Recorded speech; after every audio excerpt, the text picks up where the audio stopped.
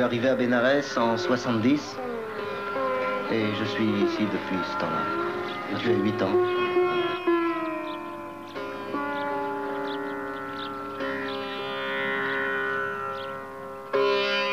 Je suis venu pour étudier la musique.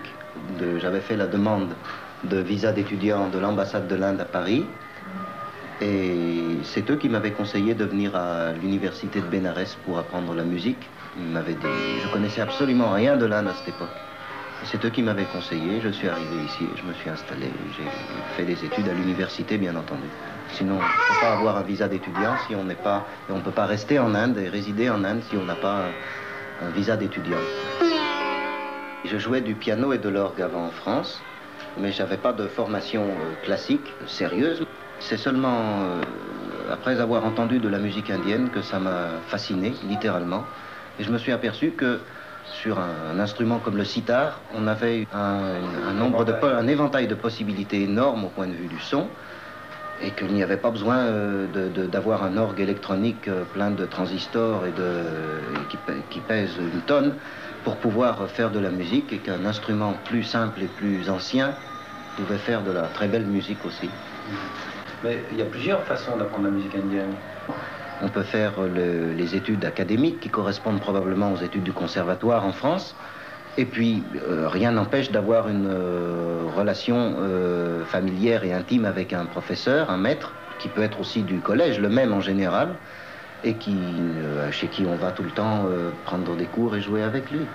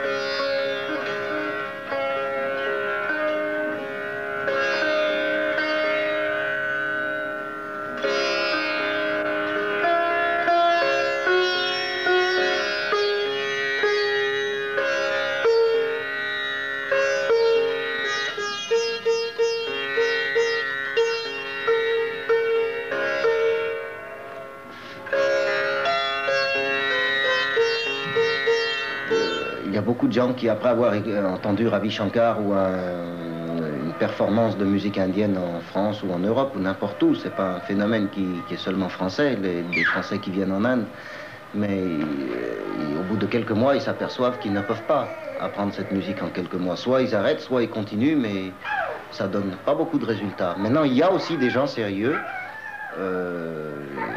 dans le monde, quelques étudiants, quelques étrangers qui sont sérieux et qui réellement apprennent et qui sont soit des musicologues, soit des musiciens et qui font du travail sérieux. Et ça implique une discipline très grande. Et combien d'années d'études? Bien sûr, c'est fonction du temps, mais ça dépend. Il y a des gens qui peuvent apprendre en 1 minute ce qu'une autre personne va apprendre en 1 heure ou en 1 mois ou en 1 an.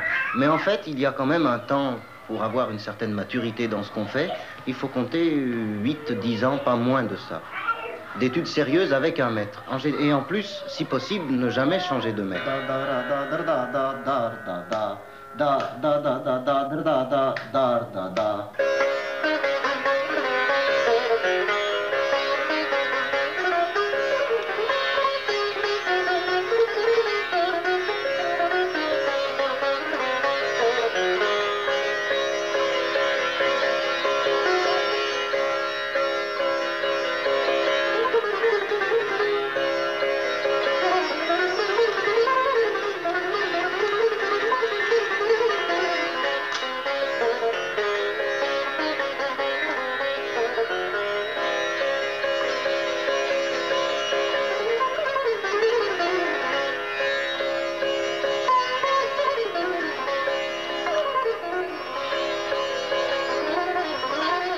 Dans l'Inde ancienne, le maître prenait en charge complètement son élève. Un maître avait un ashram qui était généralement en dehors des villes, en dehors du bruit et de l'agitation des villes. Et il donnait absolument tout à son élève, à ses élèves. Habillement, logement, nourriture et enseignement. Tout était donné à l'élève pendant toute la durée de ses études. Et à la fin des études seulement, l'élève, en fonction de la fortune de sa famille, payerait le professeur, le maître, soit par un chant, ou soit par de l'argent, ou soit par n'importe quoi, suivant la fortune de la famille. Hein? Maintenant, bien sûr, il n'y a plus ce système. C'est le gouvernement qui a repris ce système, mais à l'échelle académique. Est-ce qu'il y a quand même, il reste l'enseignement des grands maîtres, je veux dire, qui eux-mêmes ne vont pas dans les universités? Le grand maître est un artiste qui donne seulement des performances, des programmes. Le grand maître est un monsieur comme Ravi Shankar et d'autres grands maîtres qui ont tourné toute leur vie, qui un jour sont à Tokyo, le lendemain à New York, etc., etc., et ils n'ont pas le temps d'enseigner. Maintenant, il y a encore une autre chose, c'est que les grands maîtres ne sont pas nécessairement des grands pédagogues. Et que pour l'enseignement, c'est une chose et la performance, c'est une autre chose.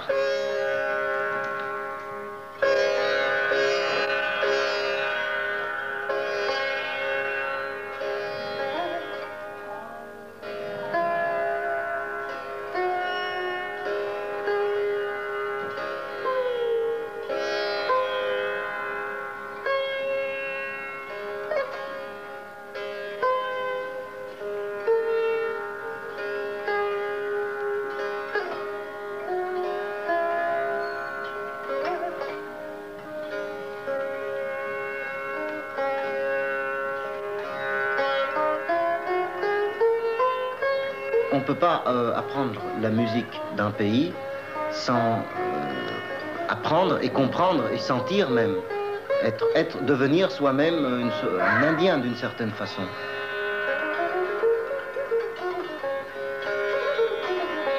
Donc il faut vivre ici, donc il faut apprendre l'hindi, donc il faut apprendre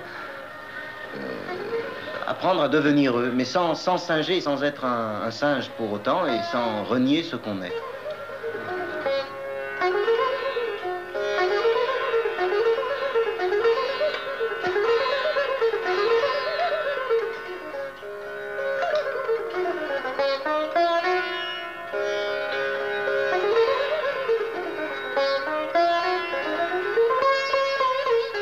Bien sûr, c'est une profession dans la mesure où c'est ce que je fais depuis déjà 8 ans. C'est la 9e année que je fais ça, donc c'est mon métier.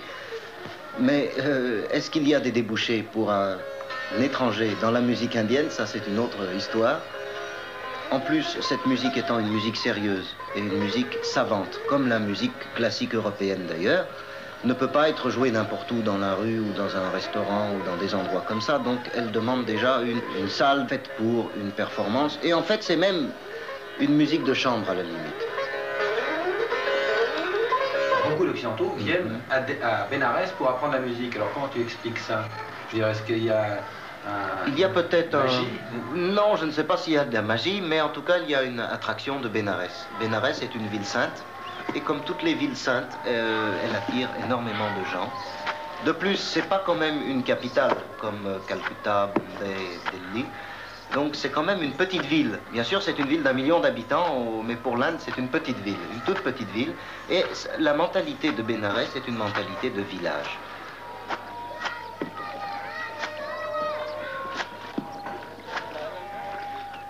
C'est vraiment une ville propice à l'étude. C'est un endroit où les Indiens, je ne parle même pas des étrangers, mais là, les Indiens viennent à Bénarès pour apprendre et pour mourir.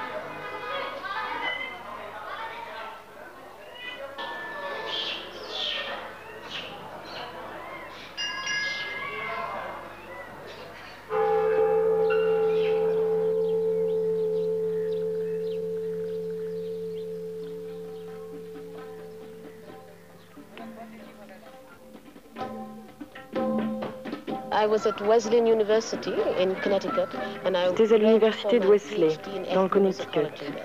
Et pour mon doctorat, j'ai fait une thèse d'ethnomusicologie.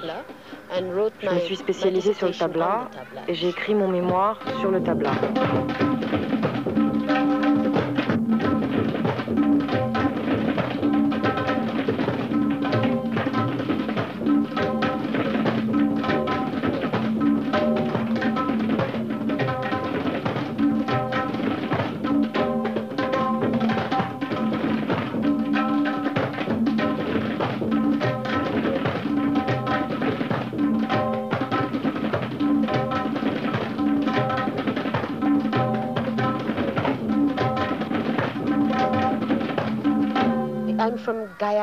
Je suis guyanaise, anciennement la Guyane anglaise, où vit une importante communauté indienne avec laquelle j'avais des liens très étroits.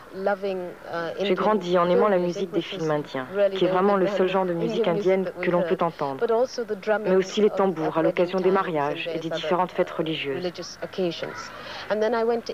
Ensuite, je suis allée en Angleterre, à Darlington, dans un collège d'art. Et là encore, il y avait des rapports étroits avec l'Inde.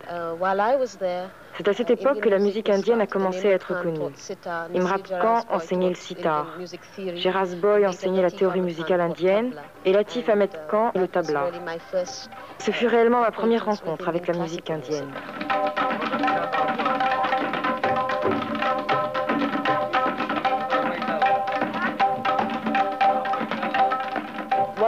Ce qui m'a fait venir à Bénarès, c'est le fait que le maître avec lequel j'ai travaillé pendant environ 4 ans en Amérique est de Bénarès. En fait, nous sommes ici chez lui. Et pour moi, cela a été la chose la plus logique à faire, le suivre ici.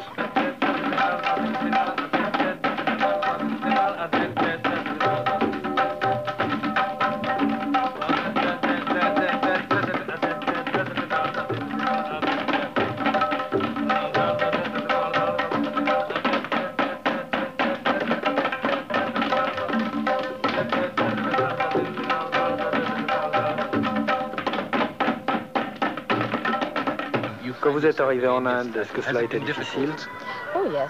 Oui, certainement. Parce que je suis une femme assez moderne. Plutôt non croyante. Donc le fait de vivre ici dans une société très religieuse et très traditionnelle a augmenté la difficulté.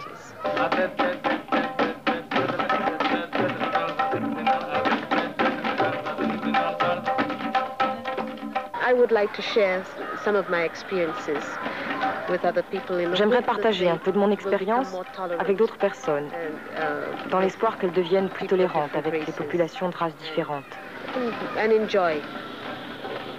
Et qu'elles prennent plaisir dans la compagnie des gens d'autres parties du monde.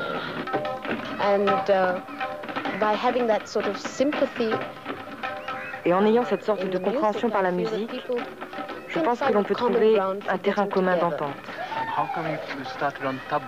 Pourquoi avez-vous choisi le tabla? C'est plutôt un instrument viril. C'est vrai. Et ça demande beaucoup de force physique pour en jouer.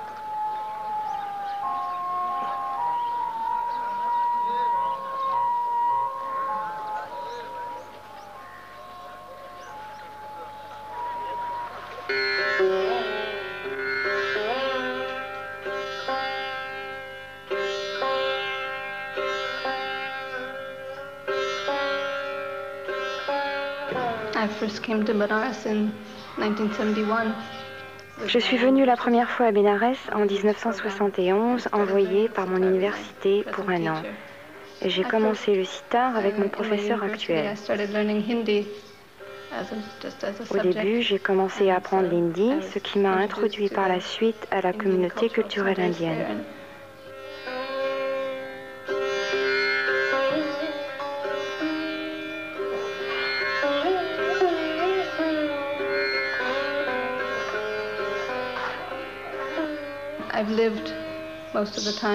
J'ai vécu presque tout le temps dans et parmi des familles indiennes, et ainsi peu à peu j'ai appris leur façon de vivre.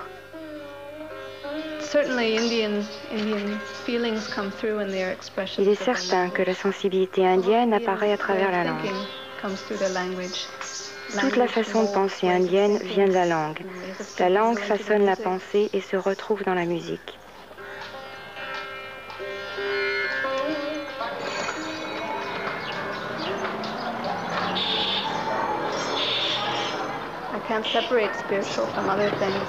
Je ne peux pas séparer le spirituel des autres aspects, mais je peux dire qu'il est à la base de toute ma vie, même si je n'en suis pas consciente. Et j'espère qu'il est toujours présent.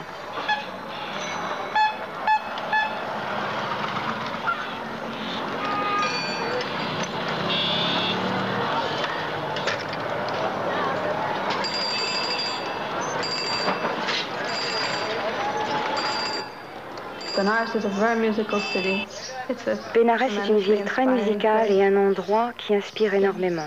Les musiciens de Bénarès ont une tradition qui remonte à plusieurs centaines d'années. Et l'atmosphère ici est incomparable pour étudier la musique indienne.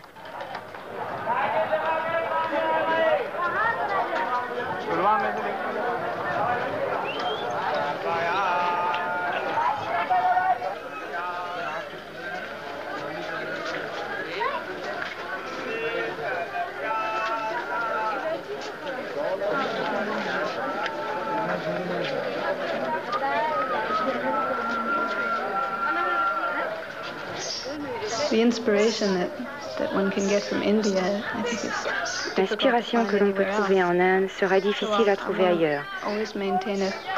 C'est pour cela que je veux toujours garder des contacts très étroits avec l'Inde, afin de garder ma musique vivante.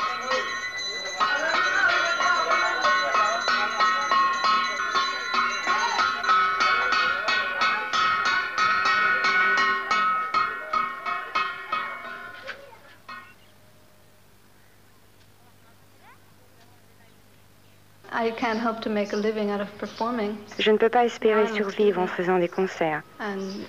Pour l'instant, je suis étudiante et je dois arriver à un niveau plus élevé. Ensuite, j'espère vraiment pouvoir transmettre mon savoir à d'autres personnes intéressées.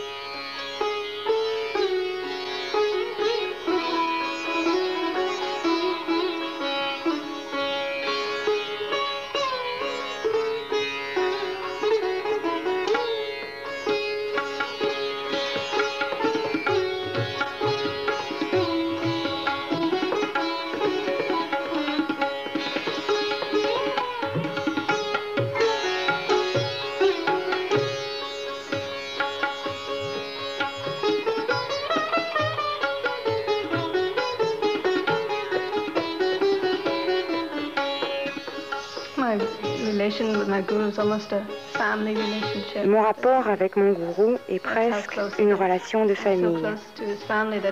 Et il est si étroit qu'il est devenu un lien de sang.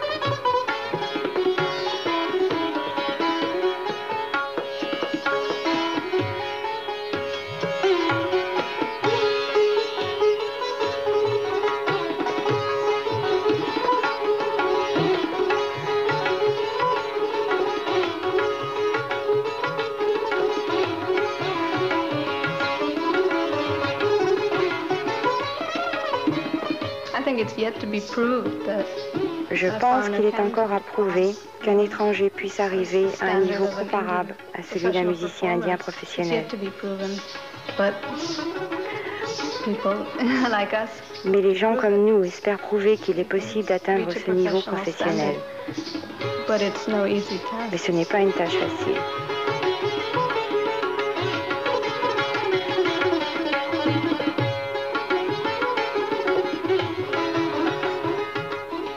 Shanti, c'est un prénom indien, Shanti?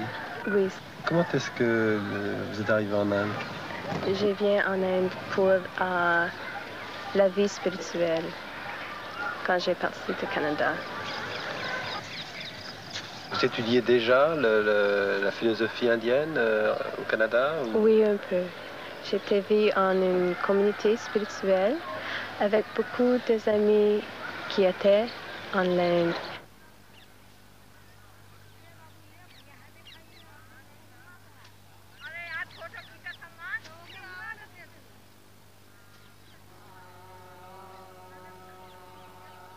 Et comment est-ce qu'on vit à Bénarès alors, cette musique? C'est vraiment une vie très simple. Toute la journée, j'ai juste fait la pratique et avec les leçons de ma Guruji 2-3 fois par semaine. Et alors, je fais la manger moi-même. Et ceci prend beaucoup de temps. Et pour faire le lavage, tout à vous-même, ça prend toute la journée. Et à la bazar.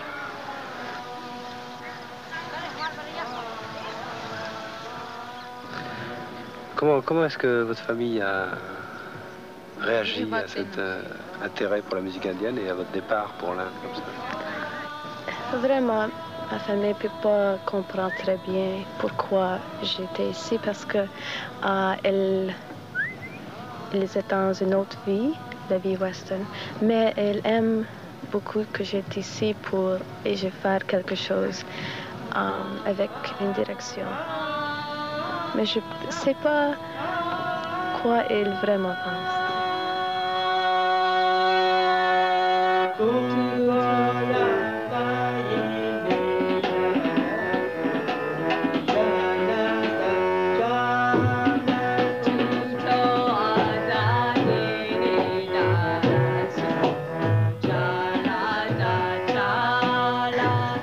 Je chante le bhajan. C'est un chant qui est très dévotionnel. C'est difficile. Ça prend beaucoup d'énergie et beaucoup de concentration. Et avec la discipline, chaque jour, il faut que tu fais la pratique.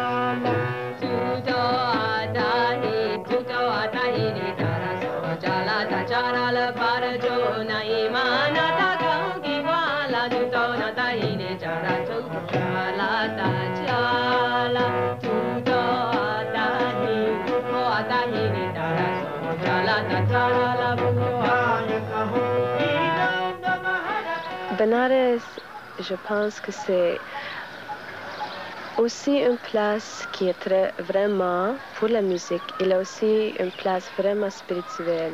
C'est quoi? Le Benares, c'est le plus vu ville de toute l'Inde. Alors, le Ganga est ici, et tous les temples, et beaucoup de gens viennent pour toute l'Inde. Ils viennent ici pour faire une puja ou prendre l'eau de la Ganga. Et ceci donne la vibration très tranquille dans l'air.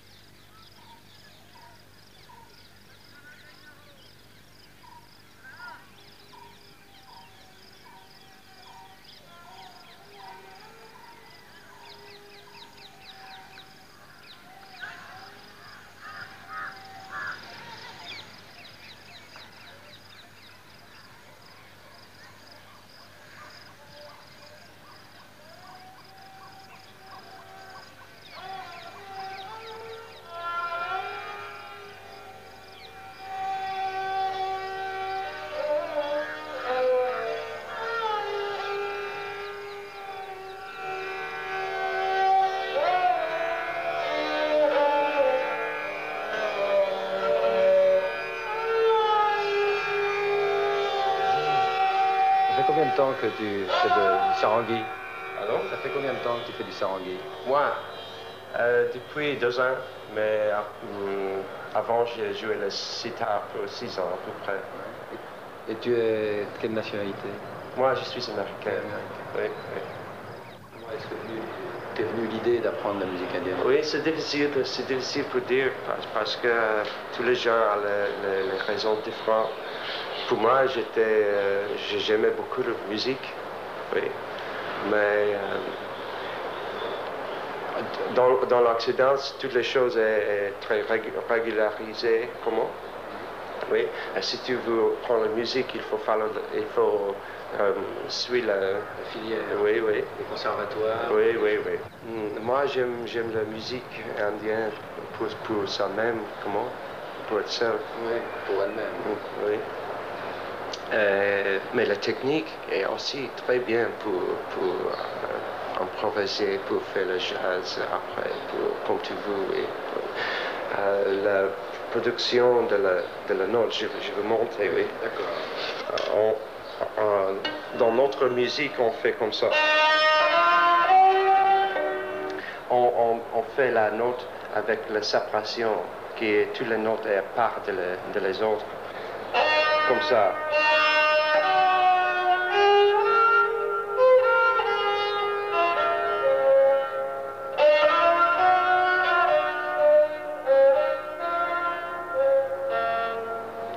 Avec la technique indienne, on fait la connexion avec les notes. Comme ça.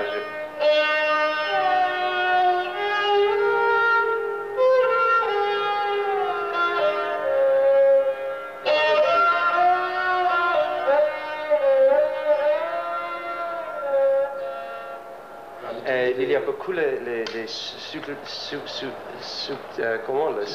subtilités, oui, oui. On peut jouer avec beaucoup les variétés, je vais montrer. Oui, oui. Si tu veux. Comme ça, tu peux jouer.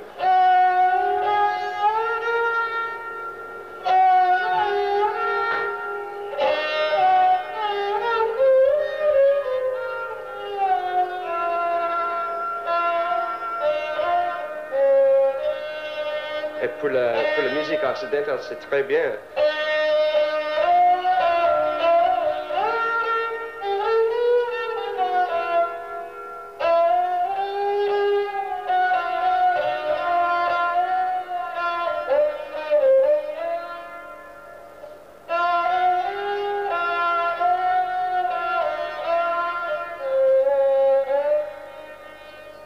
Moi, je pense que si quelqu'un voudrait faire quelque chose dans la musique, oui. Si quelqu'un apprend la musique, le vocal musical, pour 2 ans, pour 3 ans, on peut chanter pour les chansons occidentales avec les techniques qui est très, très émotionnelle, très, très expressive. devais jouer les choses accidentelles pour toi. Parce que le sarangi, je voudrais dire sur le sarangi que c'est comme l'idée de le beau, de l'archer, oui. Comment il a évolué, oui, en l'Orient. C'est très intéressant parce qu'on jouait avec l'extérieur de la nez, oui, comme ça, pour faire la glissade.